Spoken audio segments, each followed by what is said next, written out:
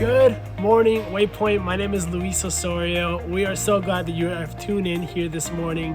Now, today we are in for a unique experience. We get to participate in Passover together.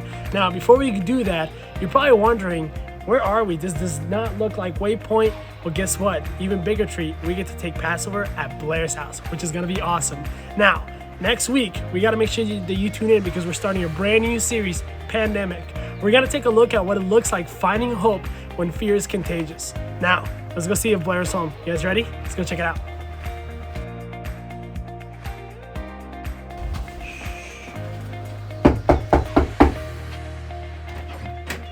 Hey, welcome. Come on in.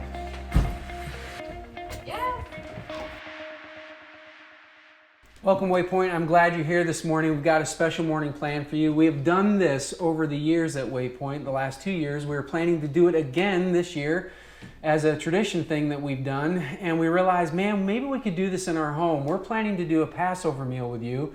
And if you've prepared for this, if you kind of saw some stuff on social media and you've already ready, you purchased some stuff, then that's great. If not, there are some things that I can show you. We've got a plan this morning. I want you to understand we're not Jewish. We haven't been practicing this our whole lives, so we have notes that we have to follow. There's a plan that we've got, and you're going to be able to follow along at home with us and that sort of thing. If you're doing this as a family, this is a great activity that you can do together. If you're by yourself and you're watching, just act like you're at the table with us. Participate with us with what we're doing, and I think it'll be an engaging time for you. Now, because we're videoing this, we're going to have some opportunities for you to pause. And there'll be some times where we either have conversations with each other, and you could do the same with your family. You can just stop it and pause. One of those might be right now when you have to figure out what needs to be on the table if you don't already have that. So let's do a real quick thing, and there are substitutes, okay? That's what we're planning anyway. So if you come on here at the table, there's a main plate that's made up of 5 things. You probably don't have a brown egg, but you can find an egg and get it hard-boiled. That would be great.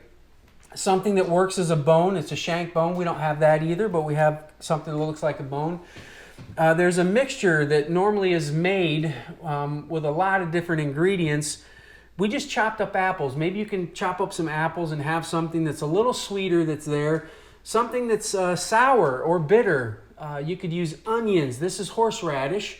And all of that could be on there. And then parsley. We have some parsley. You could use lettuce. You could use celery. You can find something green, but put it on that plate. You're going to need a bowl of salt water here. You need a couple candles with some matches and some Q-tips. So if you can go find all of that. We've also got some stuff to wipe your hands with. That'll come up in this as well. As well as, we don't have matzah. Matza is a thing that we normally have for this meal. We could go out and purchase it special, but we couldn't find it where we were looking. And so we're simply using some tortilla shells. You can do that. You can use all kinds of substitutes. The point is we want you to participate with this. And so having the right thing isn't as important as the right image. And so if you can go and gather that stuff right now, that would be great. And then when you get it, you can come back and turn this on.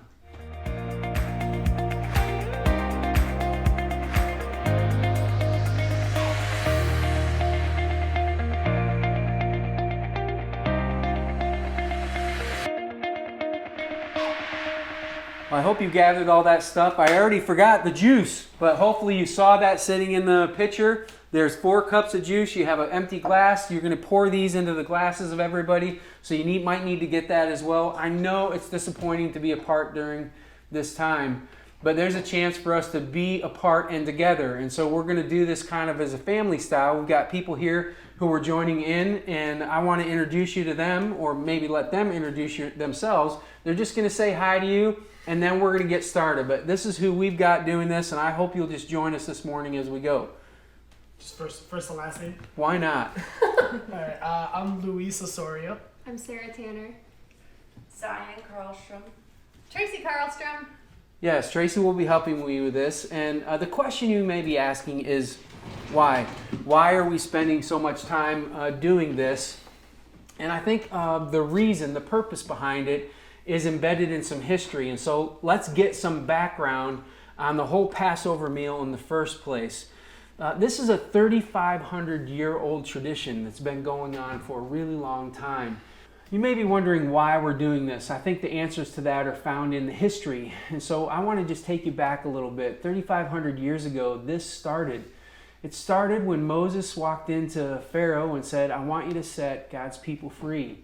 I want you to set Israel free. And Pharaoh resisted this. And so God started a series of plagues. And the first 3 plagues, everybody experienced them, except when it came time for the 4th plague, God said something different. And this was really unique. I want to read it to you. This is in Exodus 8:22. But on that day I will deal differently with the land of Goshen, where my people live. No swarms of flies will be there, so that you will know that I, the Lord, am in this land. Up to this point, the children of Israel had experienced all the plagues, but after the flies in the next 5, they would not. Nothing would happen to them. It would all happen to the Egyptians. And then we get to the 10th plague. It's the worst. The oldest son of every family will die, including Israelites, including animals. Why? Because we know God is capable of withholding those kind of plagues from his people, but he allows this one to go forward. Why does he do that? It's because I'm convinced there's a couple reasons. One, it's very clear that when we introduced sin into the world, we brought death. And this is something that all of us will face at some point. We're going to face death. And that was a problem that Israel was going to face. And so God wanted that picture of how he was going to deal with them as they dealt with death. And I think there was another important factor too. I think God was about creating pictures and images for his people to consider. And so he created an image. See, here's the thing. I know we're not Jewish, but the reason this is so important for us is that you're going to find embedded in this story Jesus. You're going to find the story of Jesus everywhere. And so when they go to these guys and they say, listen, I want you to kill a lamb. I want you to take its blood. I want you to put it on your doorpost. These are all things that we would recognize from our story. Jesus was a lamb. His blood was shed. It was put on a cross. All of these things are happening, and the story of Jesus is meant to be seen here. And so as followers of his, this idea of being able to do Passover allows us to remember. It allows us to remember, which is exactly what was happening with the Israelites too.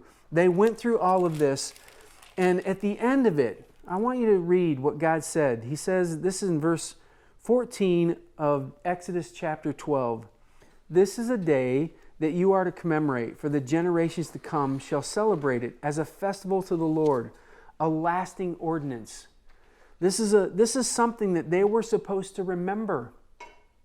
And why? Because God was going to use that memory and all the pictures that he developed to allow this to be something that spoke to them, that gave them images and pictures that they would be able to reason through and think about. And that is the same for us. Now, I know this modern Passover meal that we have is very different than what they did back in Moses' time. A lot of things have changed over history. We know when some of those did. We know when some of them we're not really sure when they happened. But it's still, there's a lot of pictures here that allow us to remember what exactly is going on for us. And I just want to tell you, this is a kind of a big deal for us because we live in a very difficult times. We live apart from each other. We're separated. There's a threat of feeling isolated by yourself. There's a threat of being overwhelmed by a sense of fear. There's concern for our safety and well-being. And I want you to know that long ago, Jesus was deeply concerned about our well-being. Because that sense that you feel threatened with your life right now, that could be true about your spiritual state. But God knew that we were dead spiritually, and he did something about it. And Passover commemorates that he did something that would give us life.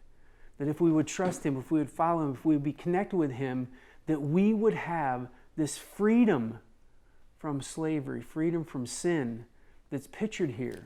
And so this is kind of a big deal, and that's why I think doing this makes a ton of sense. Because we're going to remember that we were once slaves, but we are no longer. And we once were concerned about death, but that does not hold a grip on us now. And we get to celebrate that through this meal of the Passover. All right, so we're going to get started with Passover. And one of the first things that would happen, even before the meal would start, was that the home would be cleaned. And they take this cleaning really seriously. Some Jewish homes will actually have somebody come in and certify that the home is without leaven. Do you guys know what leaven is? Yes. What do you think it is? Something you put in bread to make it rise. To make it rise, right. Okay, and so the matzah doesn't have that in it, and they would make sure that the home had nothing. So to signify that, we've gotten some Q-tips, and we're going to clean our house to make sure the leaven is out, and that way when we get started, we're going to know that's going to happen. Now, here's the thing. This is about cleaning the house, but it's all symbolism. So what do you think this is really cleaning about? Your temple? Which is Your what? heart. Yeah, Your right. So as you prepare for Passover, there's this moment where you're making sure that you got stuff cleaned up between you and God. Okay? But it starts with some cleaning. So we're going to go ahead and get some done. That's why we have you guys here and clean our house. You're going to have a long time. All right. I'm gonna start with this plate here. All right. Yeah, I'm going to clean my... 3 weeks to clean my room. Okay, Luis, let's get down here. Alright. Oh my goodness, don't show them all the dirt on the floor. I swept No, yesterday. come on, honey, it's funny. Let's do it on this water right here. I just cleaned the mop yesterday. Hey, is there a timer that's gonna go off, or are you just gonna burn the pizza? All right. Is that good? Cleaning my soul. Right on, but what happens to the arm? I'm fine, flip this. Not bad. I mopped last You night. have a pretty clean house here, Tracy. Thank you. Absolutely. It's cluttered, but it's clean. It's clean clutter. Clean clutter. Okay, so hopefully, look, this is a great time. If you're doing this with your family, if you want to have the kids clean the house, perfect moment, right? Put this on pause, have them do some serious cleaning, and then when you come back, I want you to do this part. We're going to go for 30 seconds and give some time to clear things up between you and God. We're going to give you that opportunity, just in silence.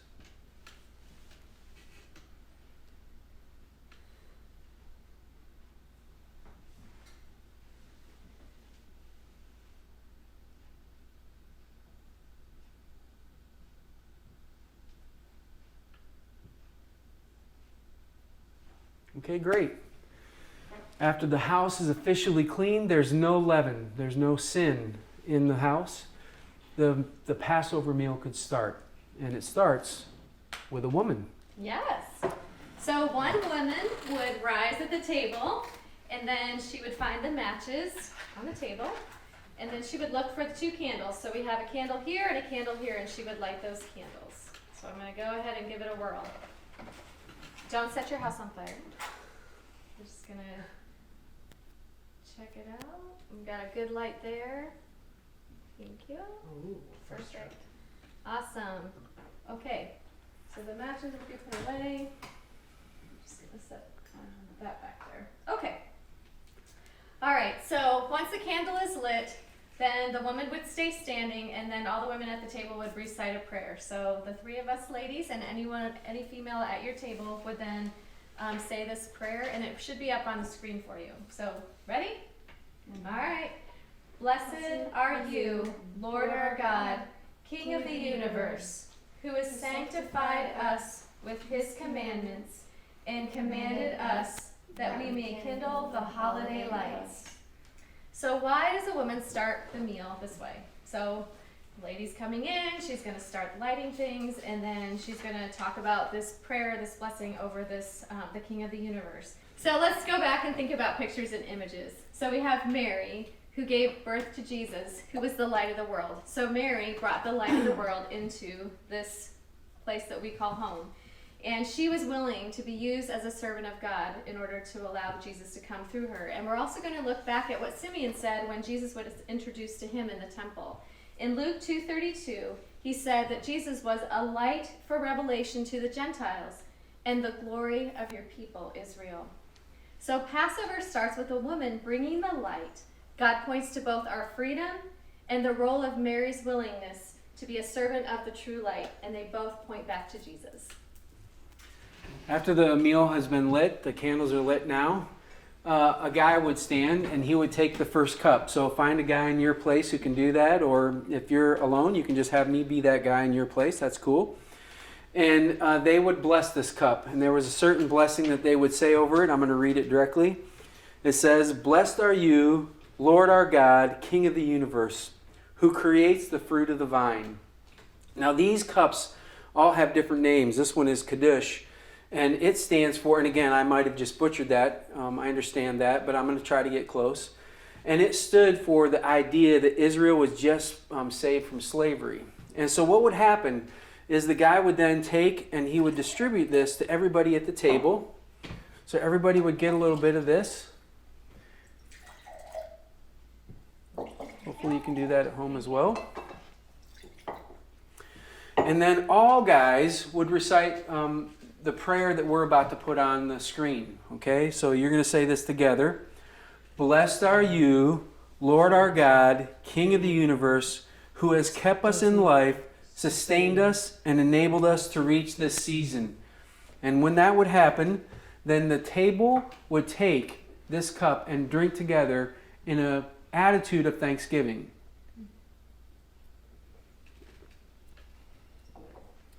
That Israel had been freed from slavery is the point of this. And again, if you're tying in pictures, if you're trying to think about how this relates to our lives right now, this is exactly what Jesus did for us. He became the one who gave us our freedom, gave us that. And so this idea that we were sustained, enabled, blessed, is something that they would focus on. And actually, they would stop the meal at this point, and they would have a conversation. They would go around the table, kind of like at Thanksgiving that we do this, and say, "What's one thing you're thankful for?" So I'm curious, what's one thing that you think God has enabled you, blessed you with, sustained you with over the last year? What comes to mind for you? For me, it's having a job, like being able to go somewhere to work to help bring home financial resources and also provide insurance and those kind of things for our family. And to get to know people, like to be around people. That's what I need, people. I think health is really easily taken for granted. So I think being a healthy human, having good health, having a family who has good health, or being fortunate to have that. Yeah. Very Good. grateful. For me, it was new friendships that I've made this year. Oh, great. That's cool. Zion, anything come to mind? I am grateful. I had something and then Poof, it was gone. yes. That can happen sometimes. Oh my gosh. And I think you'll be all right. I'm excited. We're going to be grandparents again, and so I'm thrilled about the thought of that, and it's excited to be involved with a young one that way, and so I count that as a huge blessing in our lives. Here's the thing. Why don't you do the same thing in your home? Put the video on pause. Just stop this right now and go around and just let everybody kind of share what God has done to help sustain them, guide them, bless them with this year, and make this a moment for you. And when you're done, then you can turn the video back on and we'll pick this up again.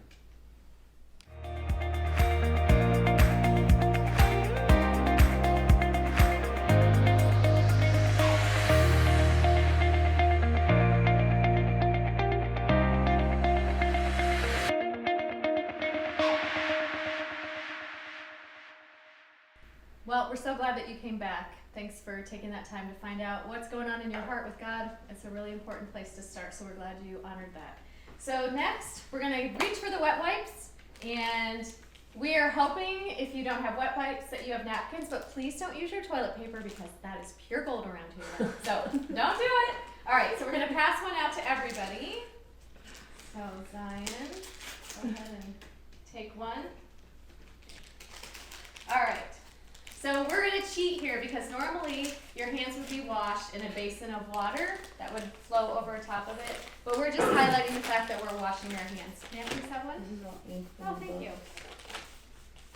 So once your hands have been cleaned, then we're going to take a piece of parsley or whatever green item you have in your house, like celery or lettuce, and we're going to dip it twice into the bowl of salt water that you have. And our salt water is the Himalayan salt water, so it's kind of pink. So I don't know what kind of salt you have, but feel free to use whatever you have.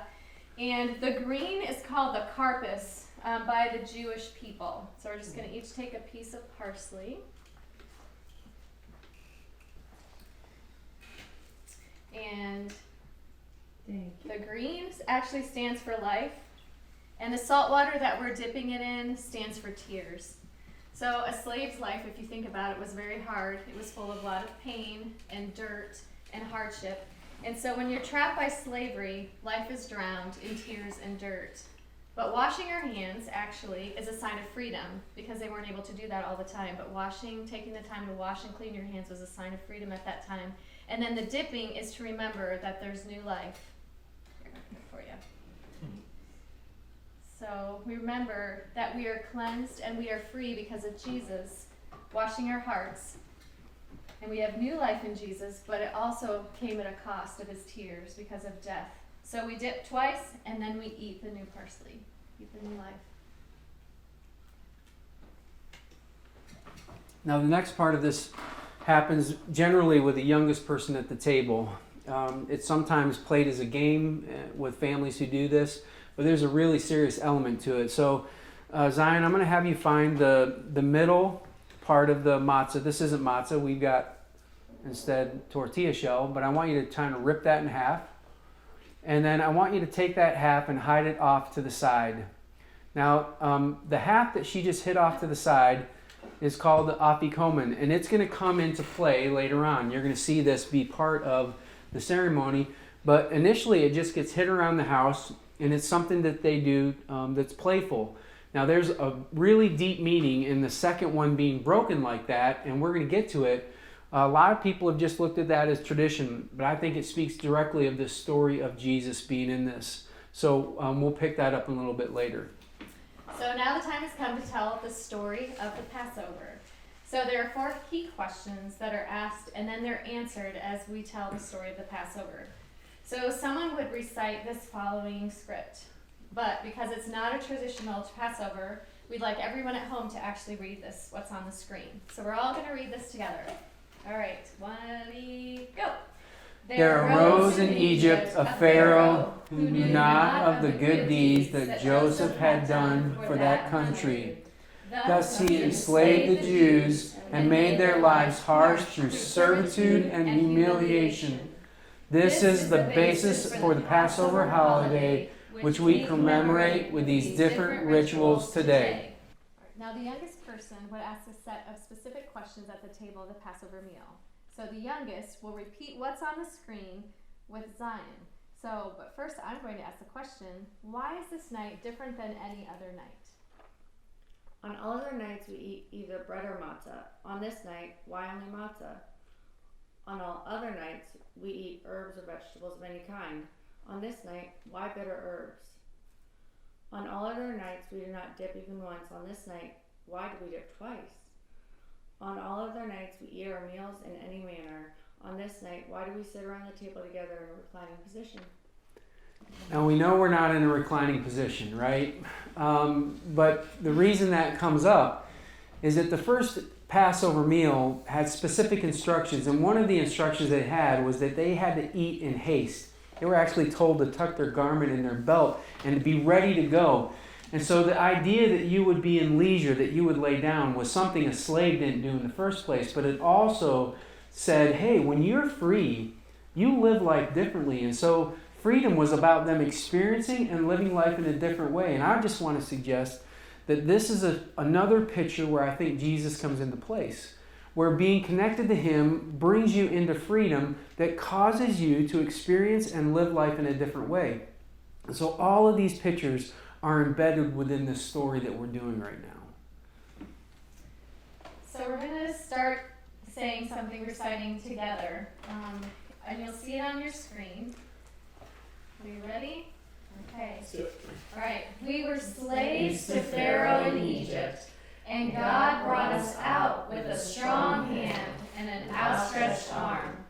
And if God had not brought our ancestors out of Egypt, we and our children and our children's children would still be subjugated to Pharaoh in Egypt.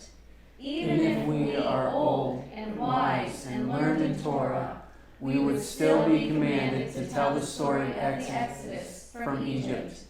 And the more we talk about the Exodus from Egypt, the more praiseworthy we are. So here we're just going to take a pause.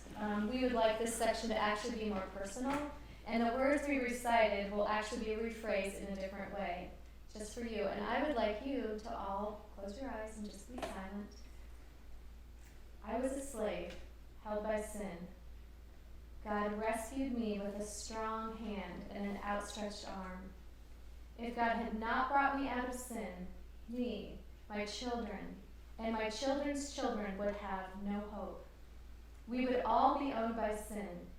And even if I followed Jesus for years, and I'm wise, and I've studied the Bible for years and years, I would still find it necessary to remember my freedom from sin.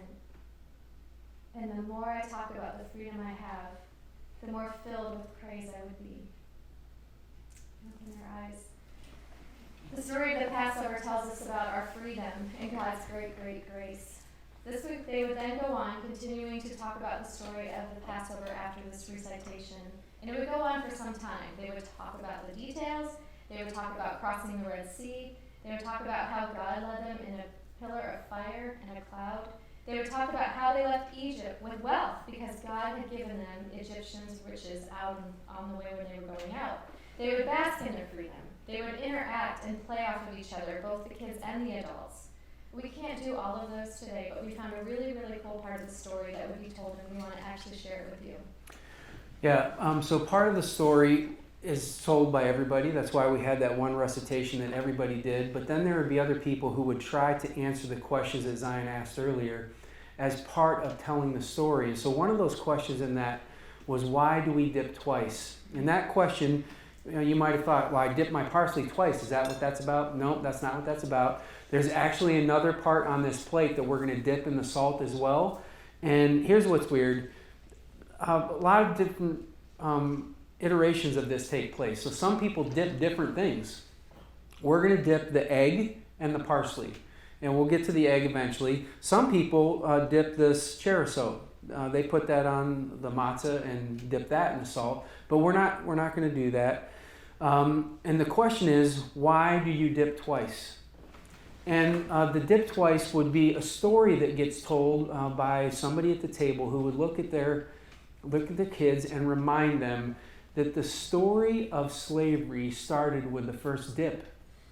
And they said the first dip happened when Joseph's brothers told a lie and convinced his father that he had been killed. And they took his coat and they dipped it in blood. And they said when that started, it sent Joseph into slavery. And eventually what would happen is the whole family would end up in slavery. They would go down to be with him. He would protect them for a while, and then they all became slaves. And they became slaves because it started with a lie and it started with some blood. And the second dip was the dip where they took some hyssop and they dipped it in this lamb that they were supposed to go out and find and kill and put that blood on the doorposts of their house. And that was the second dip, and through that blood came freedom. And they would just say, listen, we want you to understand that we caused this problem. Like, as a family, we did this, and God was the one who had to bring us out of it.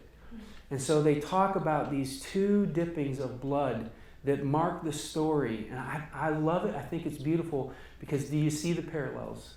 The parallels of us causing this kind of problem, and now Jesus being the one who has to come and rescue us. Both about blood, right? Pretty cool. So they use both serious tones and playful tones in order to gauge the kids that are around them and get them interested in it. The truth that they were sharing was that God did so many things for Israel in the Exodus story, and all of it was worth remembering and retelling. So God showed Israel love in freeing them, and then now he shows us love too. He came and he died and he rose again and he adopted us, which is amazing. It's just crazy. I think it's wonderful. So in sharing that whole Passover story, sometimes it included a time of singing some praise. So we would like to offer all of you and Marcos here a time of just singing some praise. So we'll have Luis share the song, The Lion and the Lamb.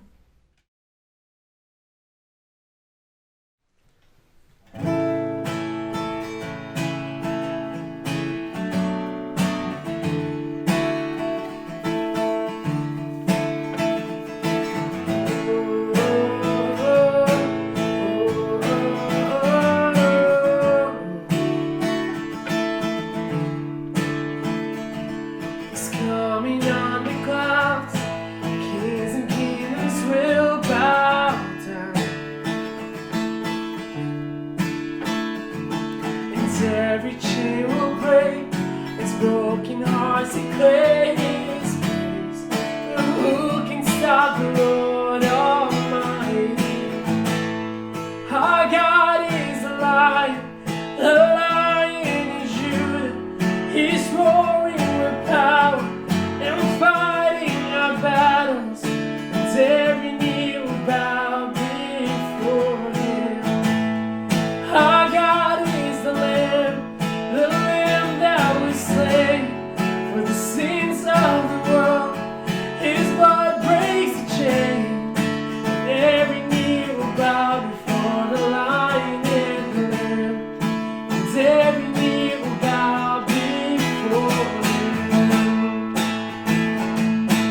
Oh, oh, oh.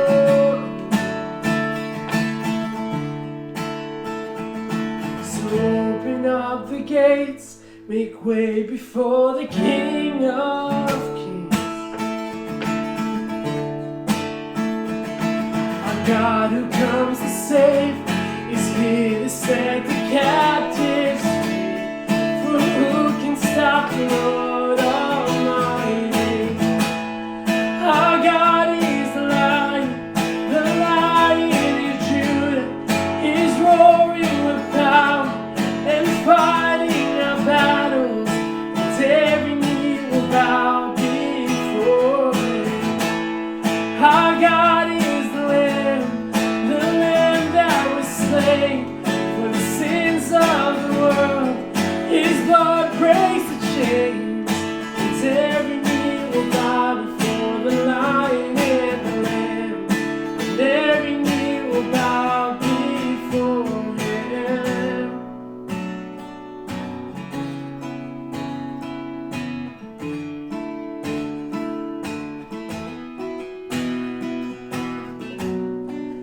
Who can stop the Lord Almighty?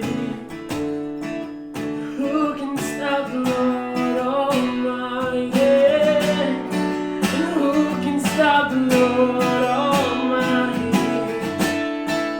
Who can stop the Lord Almighty?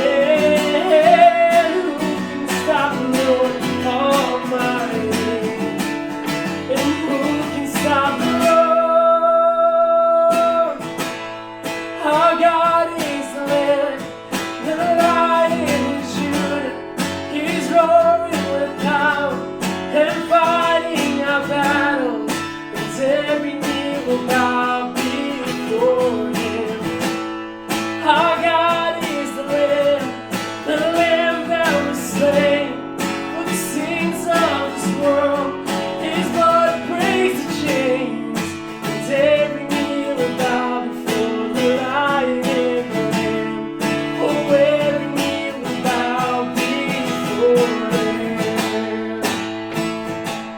Oh,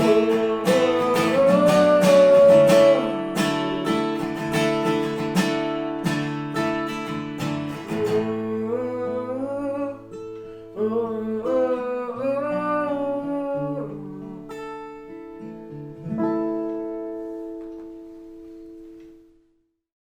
So now the storytelling part of the Passover actually starts to begin to wind down. They would talk about different things that were on the plate and identify them. So we have the shank bone that represents the bone of the lamb. However, it's not an actual shank bone, but we're just going to pretend. And so this actually represents the sacrifice of the animal that gave its blood so that the children of Israel could be spared. And for us, it's incredibly worth remembering who gave His body and blood for us that protects us from death. They would also point out the matza bread, in this case our tortillas, and remind everybody that the people had to hurry to leave, and there was no time for the yeast to actually rise when they were leaving. So for us, it's about not dragging our feet in order to go back to the Savior and make sure that we have a connection with Him. And then the marrow, the bitter herb that's over here, that was mentioned in the very first Passover, was there to help recall the bitter pain and suffering that was endured as a slave. And if you look at our world today, there's a lot of hardship and pain, especially as we're walking through these last few weeks. It's full of pain and suffering. So that's something that we can remember together. They would actually spend a lot of time telling the story of Exodus. And so if that's something that your family wants to do, you want to pause the video right now have a conversation about that further with your kids and do that. Talk about the different elements on the plate. All of that would be great. At some point, they would get to a place where somebody leading this would make a statement, and they would say this: tradition teaches us that we are to look upon ourselves as having personally fled Egypt. Now, they're trying to make this personal. It wasn't just some people ancient time ago. It's about you. This was about you. And for us, that's pretty easy to do because we were rescued by God. And so for us to understand that this freedom is about us is pretty cool. And then they would say, it's our duty to thank the one who performed this miracle.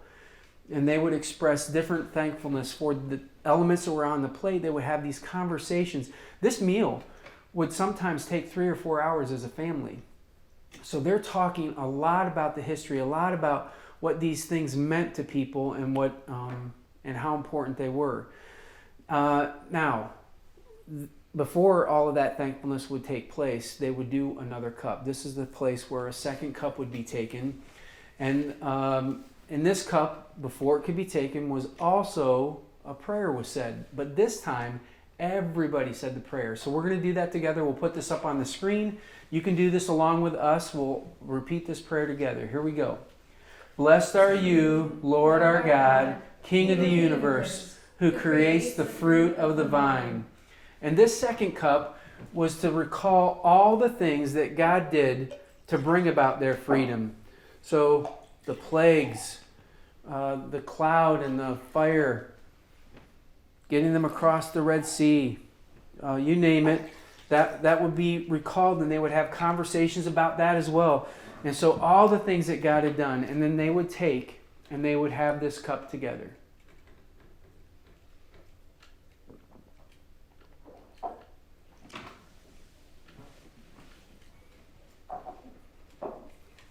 So now we get to enter into a time of thankfulness. So someone, if actually, Sarah, would you like to take the top piece of matzah for me?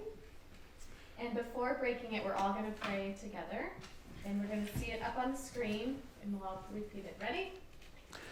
Blessed are you, Lord our God, King of the universe, who has sanctified us with his laws and commanded us to eat matzah. All right, now you get to pass the little piece out to everyone, or a big piece out to everyone. But we're not going to eat it yet. What comes next actually reminds us of sin and of slavery. Thank you.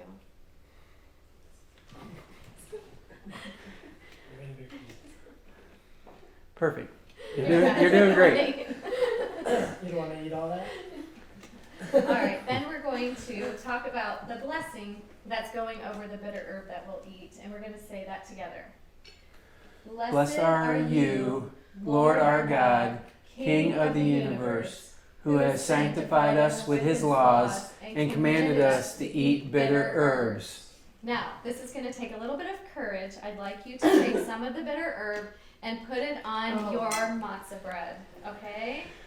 I highlight the word some. I'm glad you've already sung, Luis. Little bit. I still have one more to go. Okay. So, yep, we'll all put a little bit on our matzah. Yep. I don't think you got any. I did. I swear I did. And you did it. There you go. There's plenty on there. I see. Yeah. Yep, I'm sure there is. Yes, there is. Sorry, I'm trying to. It's just sliding. How does Okay, here. Yep, Just you scoot have you right it. on there. That's There you go. perfect. We need your knife. Okay, yep. Spread it No, around there. no, not everywhere. Awesome, thank you. I think you need more Blair. No. Okay. This is a cross something, huh? It is. Okay, now everyone, we're going to pass it to our right. Oh my gosh. Oh. Poor Louise. Why did we pass it to the right? We passed it to the right because I did not want that much. There's a We're gonna reason pass they it do down, it. right? We actually, because you don't get to choose your own bitterness. It comes to you in life. So now that's a good memory. We're going to eat this together as a group.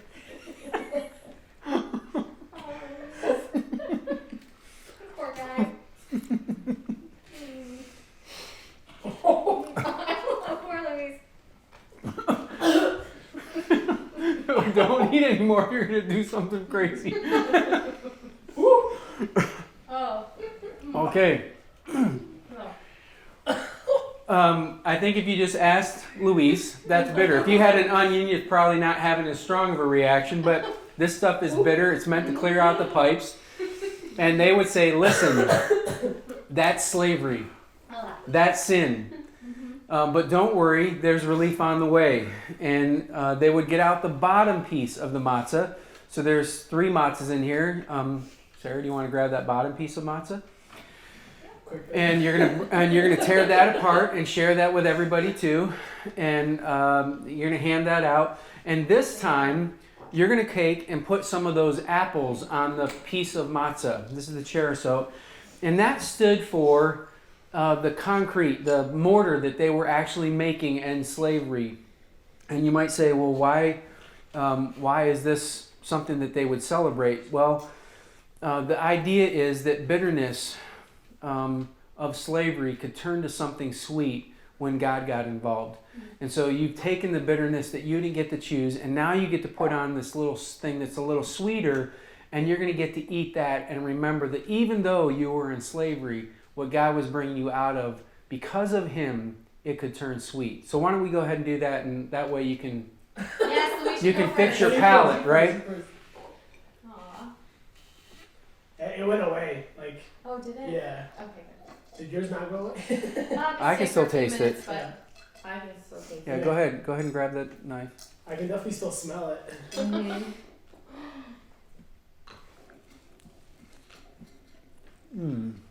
Alright, after everyone eats their apple, then we'll have somebody, whoever would like to, start peeling the egg. Yeah, as soon as you get that on your matzah, you can take that. It'll soothe your tongue a little bit, make you feel a little bit better. And then Tracy will pick up the part with the egg. So if somebody wants to start peeling the egg at your house, that would be great. I'm not the greatest egg peeler, so. I'm just trying not to like drop them, but I want them to drop on my tortilla. Delicious.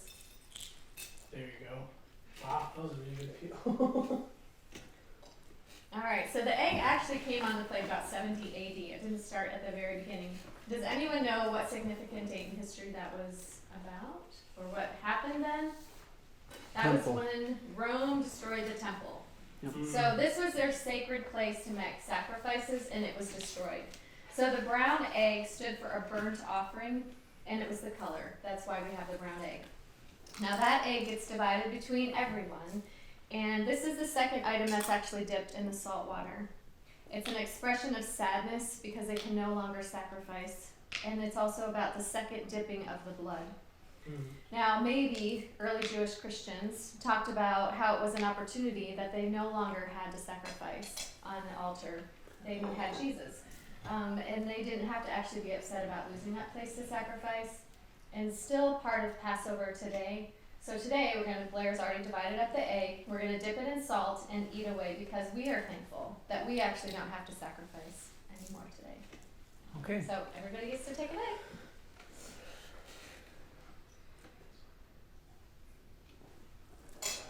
I got it.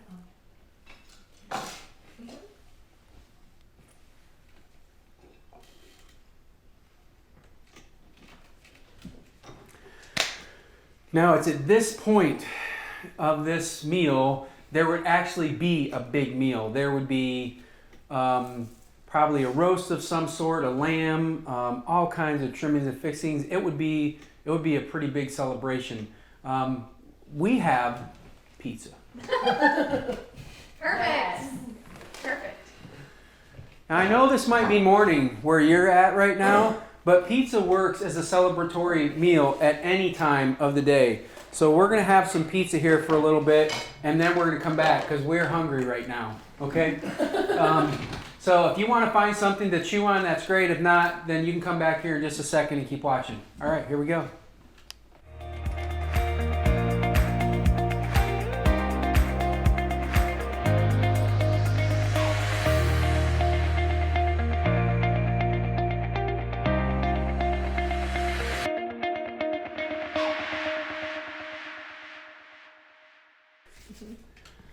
So after the Israelites were done eating pizza or whatever meal that they had prepared, or the Jewish people have lamb, all kinds of things that they would eat, a real good meal where people are laughing, having fun as a family, it's just an enjoyable time. They would get to a place where as the meal was winding down, they would ask the youngest to go and retrieve that. Remember that middle piece of matzah that got torn off and hidden? They would say, we want you to bring that back. And they would actually offer a gift or a prize for that to happen. So Zion, I want you to bring that last piece of matzah back that we had hidden. And that piece would now be divided up and it would be handed out to everybody, but they would not eat it yet. This is considered dessert.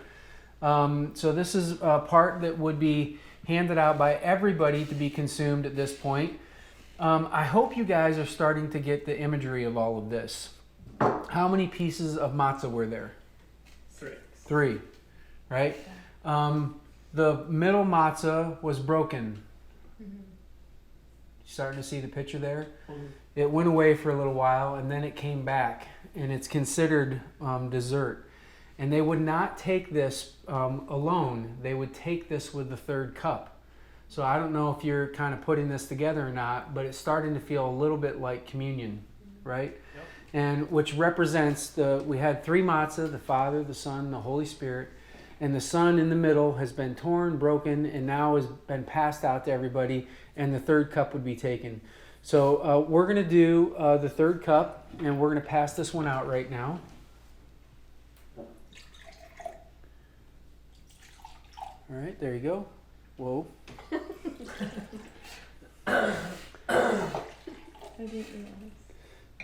Now, a prayer is recited at the end of the meal. And at the end of the prayer, the third cup is taken. So we have the final cup to everyone, but we're going to wait to drink it. And we'll take the third cup with this final piece of matzah. Now, the prayer at the end of this meal is long, so I'm going to recite it. And at the end, there is one line for all of us to say together, so you can get that ready. It starts with together, and that will be up on the screen for everybody. All right, I'm going to go ahead and pray this. Blessed are you, Lord our God, King of the universe, who sustains the entire world with goodness, with grace, loving kindness, and compassion. He gives bread to all, for his grace is everlasting. And in his great goodness, we have never lacked anything, and we will never be deprived of food for the sake of his great name. For he is a God who provides for all, and does good for all, and prepares food for all his creatures that he created. Blessed are you, Lord, who provides for all. God and God of our ancestors, may you remember us on this day of Passover, to bless us with kindness and mercy, for a life of peace and happiness. We pray that he who establishes peace in the heavens grants peace for us all, for all of Israel, all of mankind. So let us say together, Amen, Amen. And all together, Blessed are you, Lord our God, King of the universe, who creates the fruit of the vine. So for us, this represents the peace brought to us through Jesus. We're going to drink this third cup and take the final piece of matzah. For many Jews, this third cup is still about hoping for a Messiah. But for us, the Messiah has come. Yeah, this third cup actually represents praise. And so as you take it, note that the family would often start singing and sing for a long time because of the praise that they had in their hearts. So this representing Jesus to us is something that we can have praise in our hearts as we do as well.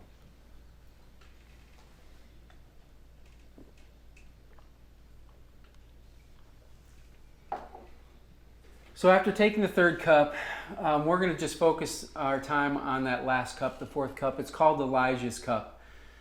And I don't know, we didn't mention this for you people who are setting up at home, but we have an empty chair, an empty plate, a cup that hasn't been used. And Jewish families leave this aside as a place marker for Elijah. Now, the reason that's important to them is Elijah has to come before their Messiah can come. And so they're still waiting for their Messiah, and the imagery of that is a part of this meal for them. But for us, our Elijah figure was in John the Baptist, and John the Baptist actually said this. This is in John chapter 1:22. Behold the Lamb of God who takes away the sin of the world. He was a figure who understood that Jesus was Messiah. And because of that, we have a chance to have a different kind of life. We're not waiting for rescue. We're not hoping that someday it can happen. It's become a part of our reality right now. It's something that we can be thankful about. And so we are going to take this final cup. And instead of waiting, we're going to have it as a reflection of praise that we have received Messiah, that we've been rescued, that the leaven that's found in our lives, he was able to take out. That all of this imagery of slavery and freedom is a part of our story, and because of Jesus, it's a different outcome. And so we're going to ask you at home to go ahead and pass out this fourth cup. And then we're going to take this one together too, grateful that Jesus, our Messiah, has come. All right, let's take our final cup together.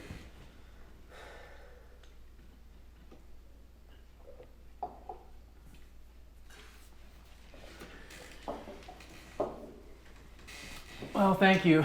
I hope you've enjoyed this. I hope you took your time with it and allowed your family to enjoy this. If you were alone, I hope you felt like you were part of our family this morning and you joined right in and were part of this. We love you guys. Easter's right around the corner. We have a lot to celebrate, and I'm hoping that this gets you in the mindset for Easter. There is so much distraction right now, so many other things that you could have your mind on, but I want you to remember you're free. Your Messiah came. Your life is different because of this, and it's worth focusing on and being excited about. So I'm glad you've been with us. We're going to close this morning with another song. I hope you'll stay and worship along with us.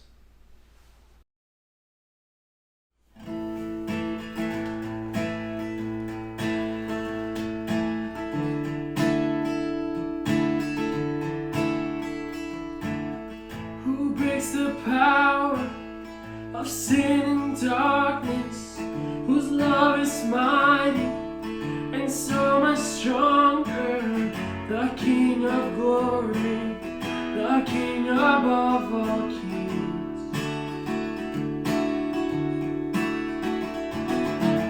who shakes the whole earth with holy thunder and leaves us breathless in awe and wonder, the King of glory, the King above all kings.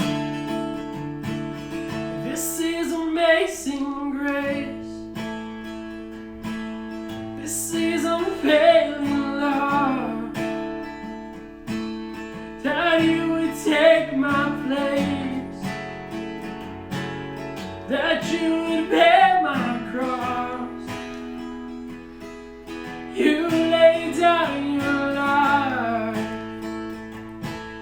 that I would be set free. Oh, Jesus, I sing for all that you've done for me.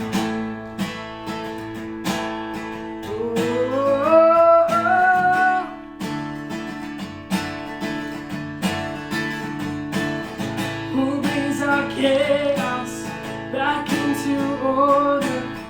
Who makes the orphan a son and daughter? The King of glory, the King of glory, who rules the nations with truth and justice, shines like the sun in all of its brilliance. The King of glory, the King above all kings. This is amazing grace. This is unfailing love, that you would take my place, that you would bear my cross. You laid down your life, that I would be set free. Oh, Jesus, I sing for all that you've done for me.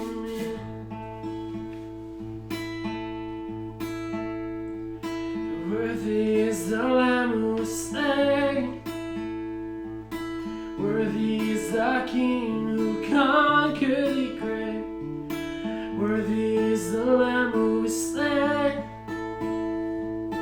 Worthy is the King who conquered the grave. Worthy is the Lamb who was slain.